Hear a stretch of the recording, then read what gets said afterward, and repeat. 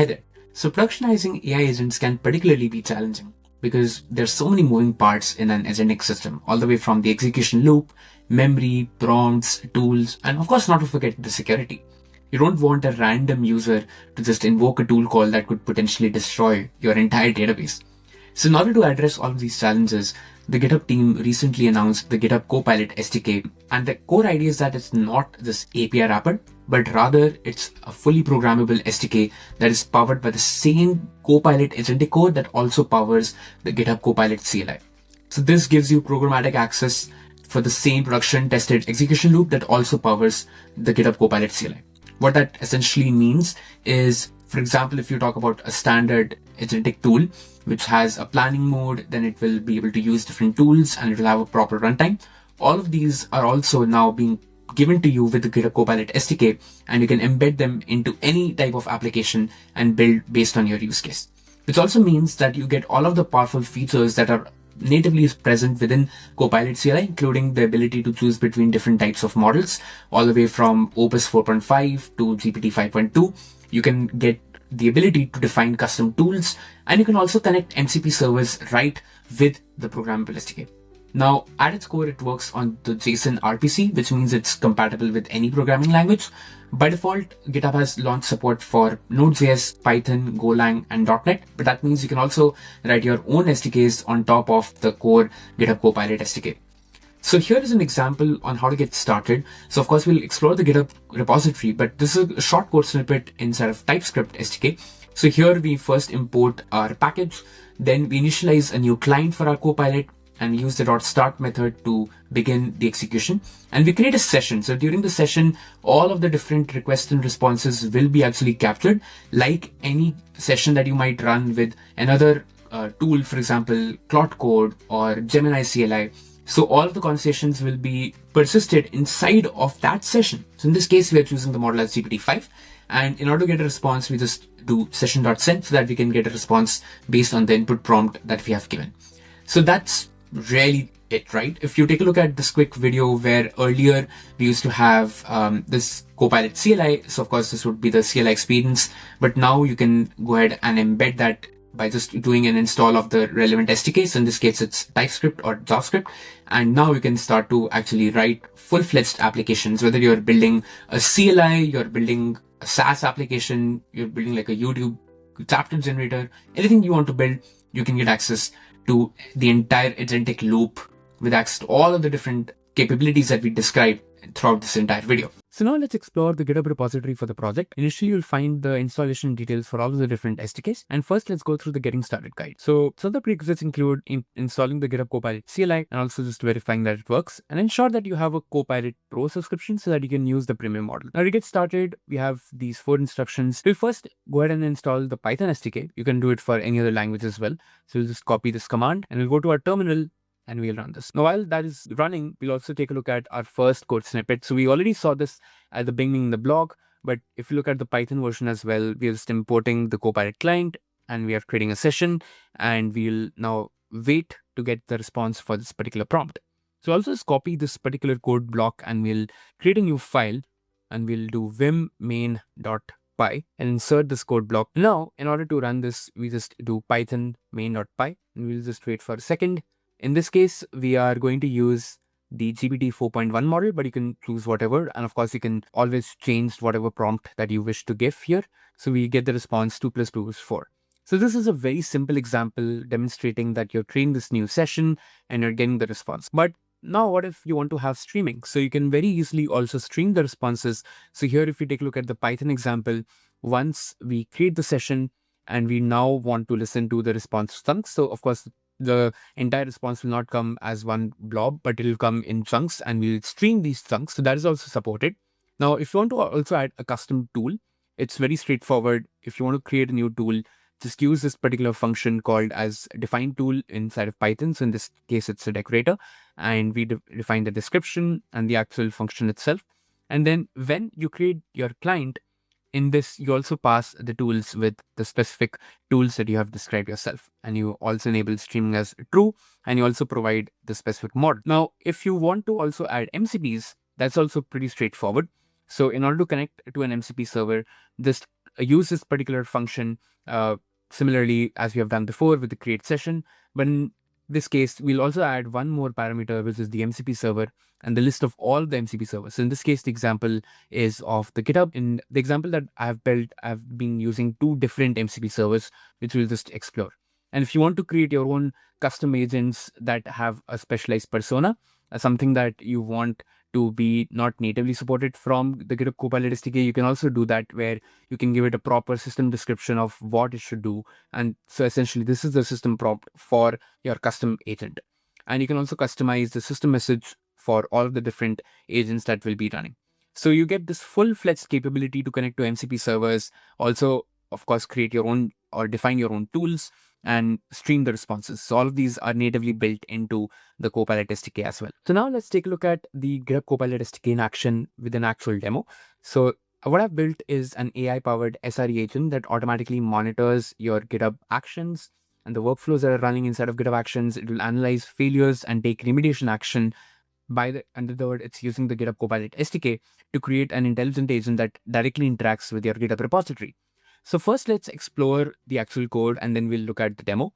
So the entire workflow is pretty straightforward. As I mentioned, that first, the GitHub action workflow, if it fails, we are connecting it to a webhook request that is connected to the GitHub repository.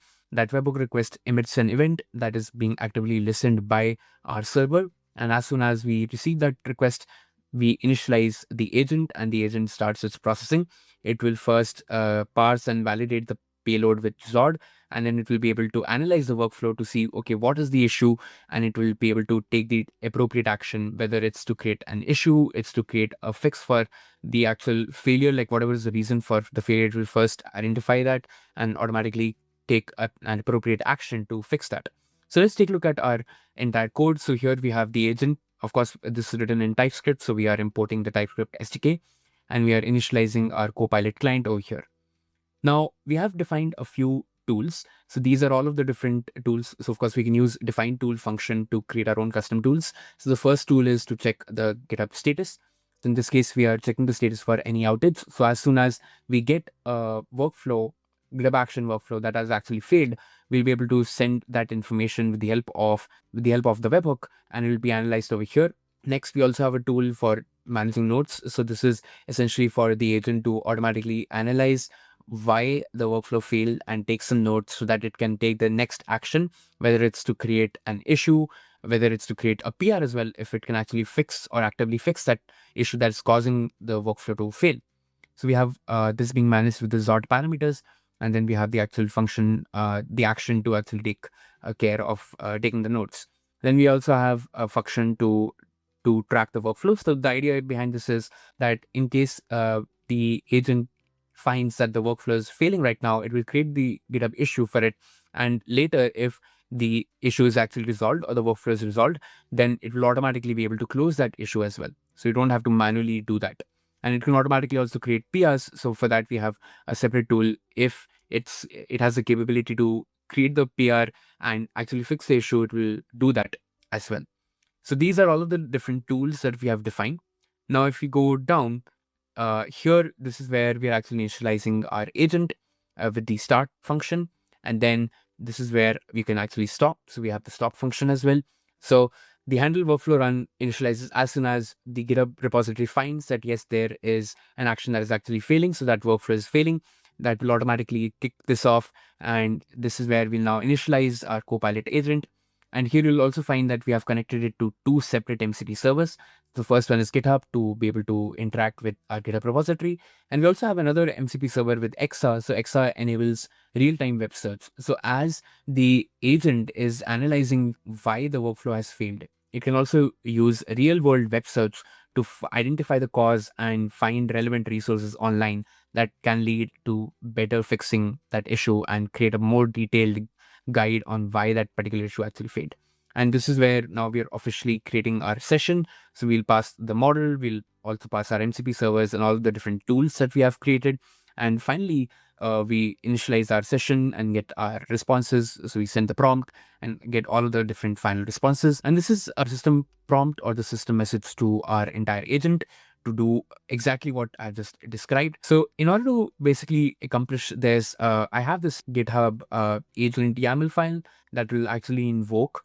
So here we have given the custom instructions on this is the repository to test our SRE agent, and we have also given it some specific actions. So for example, it can create an issue, it can retry to run that workflow in case if it feels like there's a possibility to fix it on the next retry. So all of these are given here to manage our agent so that we can take the appropriate action. So what we'll do is we will simulate a bad workflow. So I have this YAML file that does a real-time failure test. So what we are doing here is that we are intentionally missing the npm install command when trying to do the checkout step to run our unit test. So this kind of describes a common world CI mistake. So I'll just go ahead and take this entire code. And what we'll do is we'll go to our GitHub repository. I'll go to the workflows section here and create a new file. So I'll just add a new file inside of workflows. So the workflows, and then I'll define fail.yaml. And here I'll go ahead and paste the content to simulate this real world failure test. And I'll go ahead and commit these changes. So now, having created our failed YAML, we'll go ahead and run our server, which will also initialize our entire agent.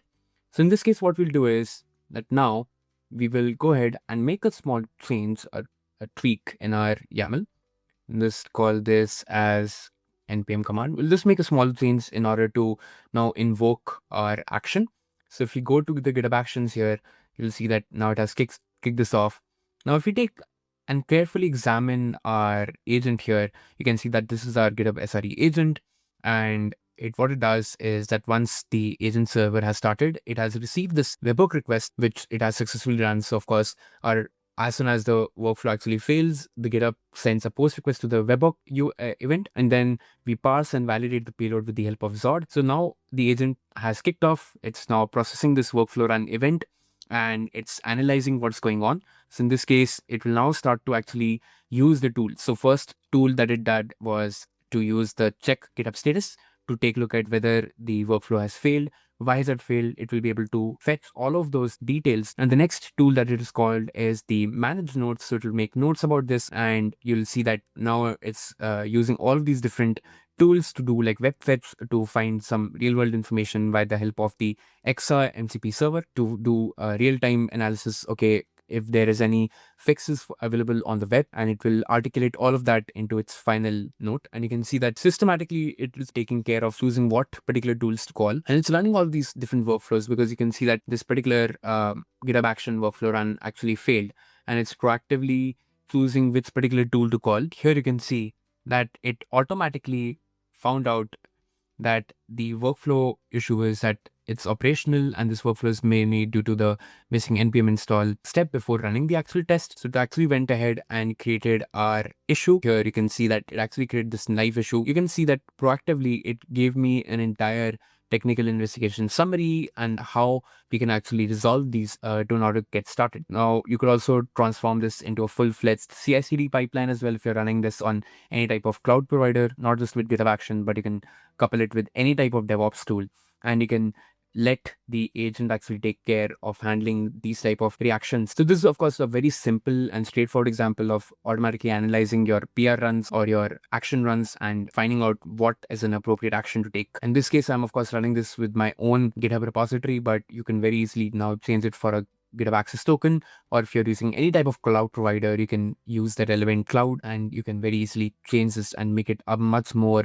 well-versed SRE agent that is still being powered, and the brains behind the entire agent execution loop, everything is being handled by GitHub Copilot, and I didn't have to write the logic for all of that. So, and that's the beauty behind this entire GitHub Copilot SDK, because all of the tool management, tool orchestration, what tool to be called after retries, everything is being handled directly with the help of the Copilot SDK, and we don't have to write any logic for that. So that's it for this demo. If you liked this video, definitely give it a thumbs up and subscribe. We'll have a lot more content around AI coming very soon.